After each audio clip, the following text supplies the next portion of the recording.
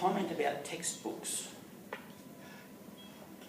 Could I just make a suggestion when, in school textbooks, not in this textbook? No, not in our Okay, textbooks or anything like because that. I It's was just- going, there, I was going, where, I'd like to know which, yeah. Well, the thing about the first one is that it's not, you're not looking at the area of the top of this book, you know? And the units are different. So you have, so if you're doing that, you've got like meters per second on one and then second on the other, so it ends up being meters. So it is correct, and it is, and you can go and graph that out, and you'll find that, like, if you go for at the same speed, so there's no acceleration, so for 5 seconds, and you go a meter per second, and you graph that out, so you have a meter per second on the X, Y, and seconds down the bottom, and you graph that out. If you work it out, you'll find that the graph, that area represents the distance. That's my story. What's the area of that? It depends. 6 times 8 units squared. Well, it depends on what it is, I guess, 48 somethings.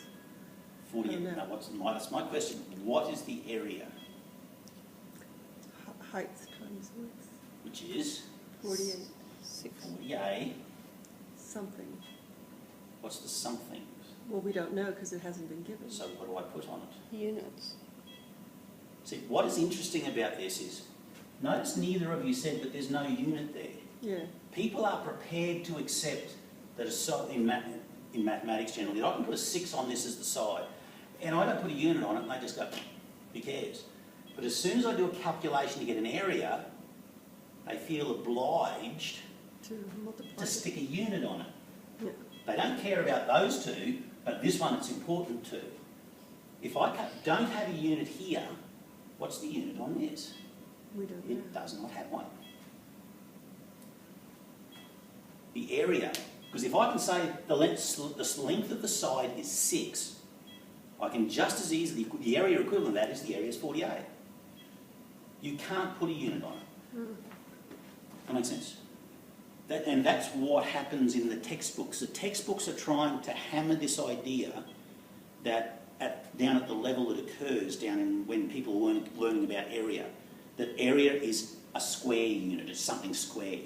So they feel obliged to always put a unit on it. But you don't have to. Just as you don't have to put a unit on a length, because this is 6. The problem with that is you do get marked down, at least in the exams I did. If you don't put units squared or at least something, you will lose a mark. Then why did they not put Yeah. units? They cannot take marks off you if they do not provide a unit on the side, because then you cannot know what these things are. Yeah. Because they might not be equivalent. They might not be equivalent. Yeah. So that could have been 6 centimetres and the 8 could have been 8 metres, which then require, if there's no unit, you cannot know what it is, so you cannot know what the unit of area is. So you don't give it one, that's my view. Okay. It's when you put units on the lengths, then you are obliged to put a unit on the thing that you... See, in the exams I did, we'd get marked down if it I wasn't know. units squared. What you which should have done is thinking write it that way write is... a note on it and said, you should have given me units on my lengths in the first place and I would know what units to use, but I don't know what units to use, so blow it out your ear. What I've done on a lot of tests, like I said, I'm going to assign units, and I'll say I have assigned blanc and blanc, or Good way I around am it. assuming this as I do this problem, and Yes. then I do it, and they can't Then, mark yeah. you for that. Yeah. Yeah. But, But yeah, it's this thing about trying to get across the idea of what the units of area are. But the problem is that it's the strictness there is matched, is contrasted with a sloppiness around setting up the problem in the first place. If they want units on the area, you should have units on the original problem. If there's no units on the original, the answer should not have units because you simply do not know what they are. But anyway, but this sort of thing is quite common. We all have these sorts of we all have this sort of stuff. And the other one that Astrid mentions is getting the derivative of trig functions. If you get the derivative of sine is cos, but only if the angle is measured in radians. And that doesn't get much of a look in most textbooks when derivative functions are introduced. Because to get the derivative of something in degrees, which is the thing that students are most familiar with, requires the use of the chain rule. Because the derivative only works. Do you know why the derivative only works? Why it has to be in radians? Because radians is a real measurement. Well, I want to say, this is what we were taught, okay? And degrees is from the standpoint of an observer. So when you're doing degrees, you're like this, you're observing. But when you're doing radians, you're actually from the standpoint of the person or the thing that's happening. Yeah? Okay. I believe you. I don't know. I always thought it had something to do with circle, radians, radius. Yeah, that's Yeah. the definition of a degree. Degrees were defined before radians. Degrees were defined as a circle divided up into 360 parts. For the days of the year, Yeah. way back then. The radians was a relationship between the radius and the Circle. circumference. Yeah. All right, so it's just a different way of defining it. But the problem is, if you have a look, it comes from the limit definition. You know, the definition of the derivative is the limit as h approaches 0 of whatever. Yeah. If you apply that to derivative of sine x, what you end up with is, from memory, sine x over x. It's the limit. No, I can't remember. So it's the limit as h approaches 0 of, we're getting the derivative of sine, so it's x plus h minus sine x over h.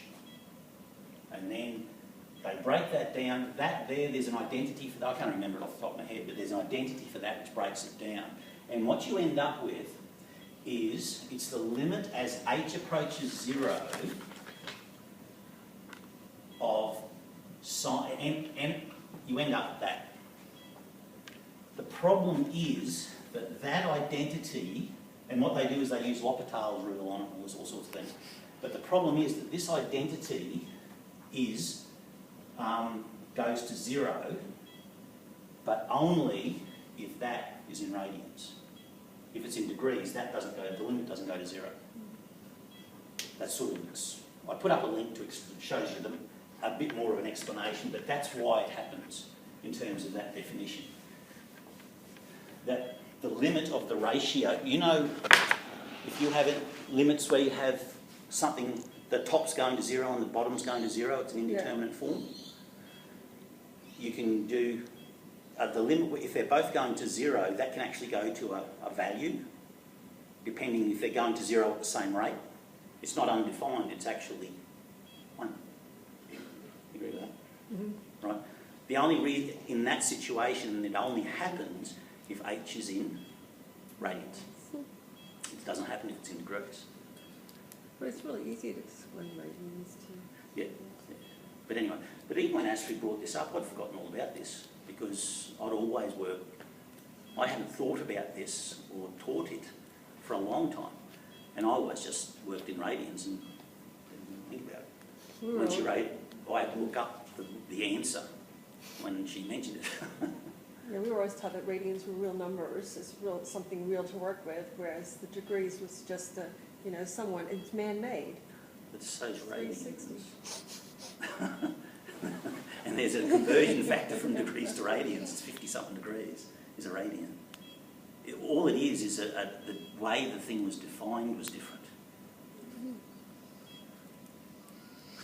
I think. I hated the conversions. Yeah. It took me forever to get them. Yeah. What I found when I first went back to teaching, what happened was, and this it's applicable to this. You go through all this mathematics, and the reasons why things work the way they do, you often forget. So when you get out and you come back to teach and you get up in front of a class and some kid puts his hand up or her hand up and says, why? You often find yourself, oh, I did anyway, found myself in situations where, like this one, where I went, oh crap, I can't remember. Then, you wouldn't know. because it's been so far in the dim dark past, and some of the ideas that you have aren't necessarily